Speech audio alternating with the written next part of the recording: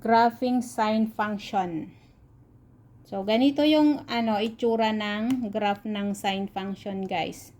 Makita nyo dito. Dito yung graph. So, mag-start siya dito sa 0. Iikot, pataas, hanggang maabot dito. This is 90 degrees, 180 degrees, 270 degrees, and then one complete rotation or one period is equal to 360 degrees.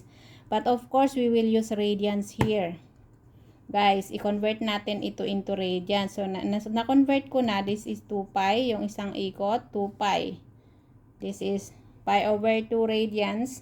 Yung 180 degrees pi. Yung 270 degrees ay 3 pi over 2. Okay. So, ganyan din dito sa graph.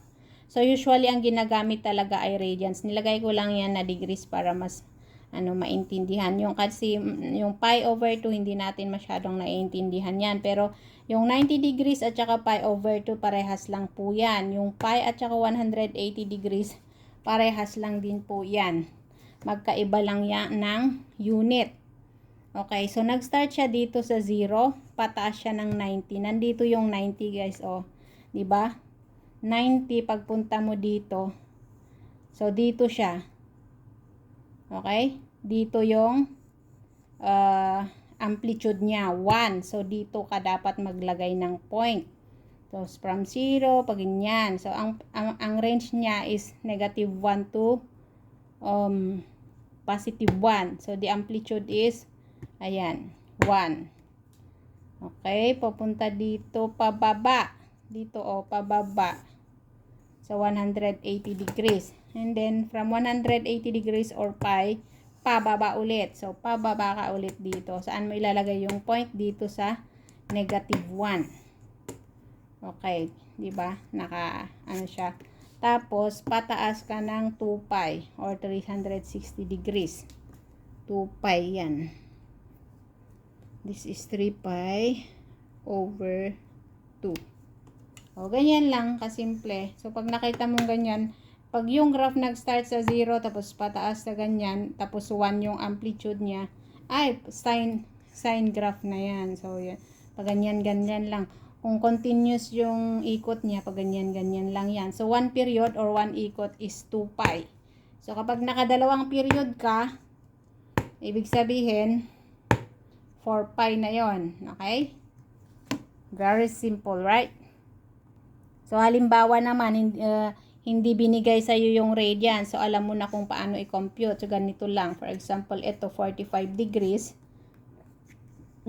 Ilagay mo dito sa denominator yung degrees. Ano ba yung degrees? 180. Pwede mong gamitin ang 360, pero mas maganda yung 180.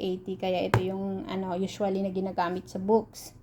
Ayan, 180 degrees dapat nasa baba para makancel mo yung units na degrees. What is left is radians. Yung radians nasa taas. Okay, so multiply 45 degrees times dito pi divided by 180. So we will divide this. 45 divided by 180 is 1/4. And then just rewrite pi. So the answer is pi over 4.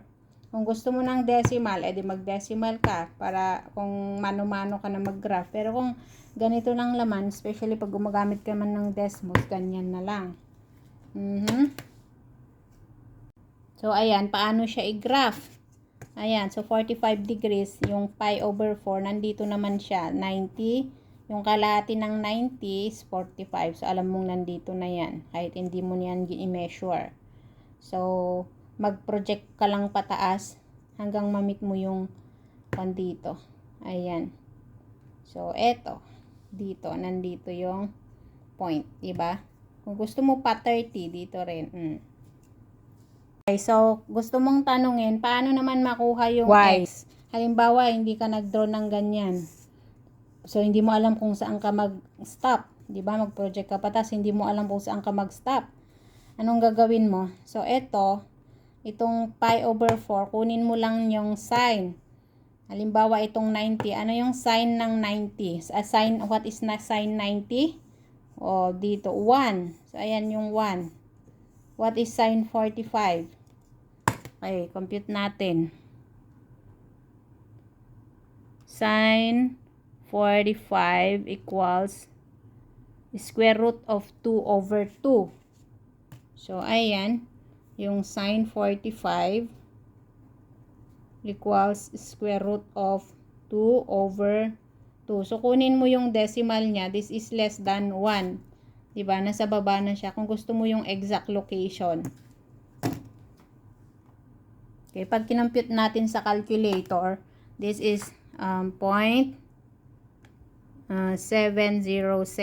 Okay, we will stop there. 3 digits.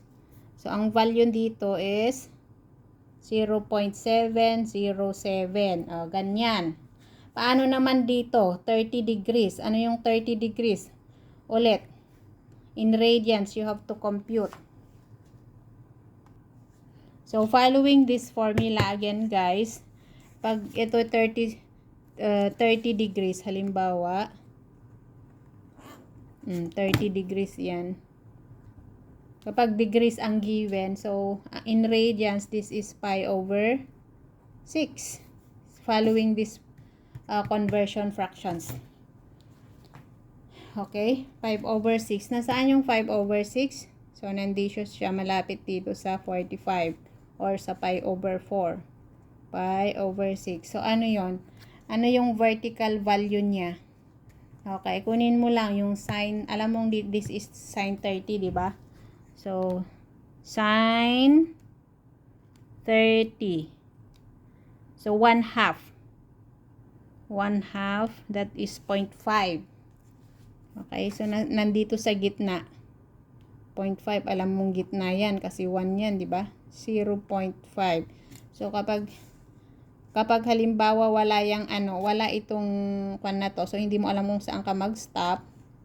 Syempre ngayon alam mo na kasi nandito yung 0.5 0.5. So dito ka mag-stop. Di ba? So ganyan lang, i-follow niya yung curve. So, halimbawa, hindi pa natin na-draw yung curve. So, magaganyan din siya habang kino-compute mo yung mga points dyan. Habang umiikot yung object or yung particle around the circle. Gets? Ay nako, sana hindi ka nalito.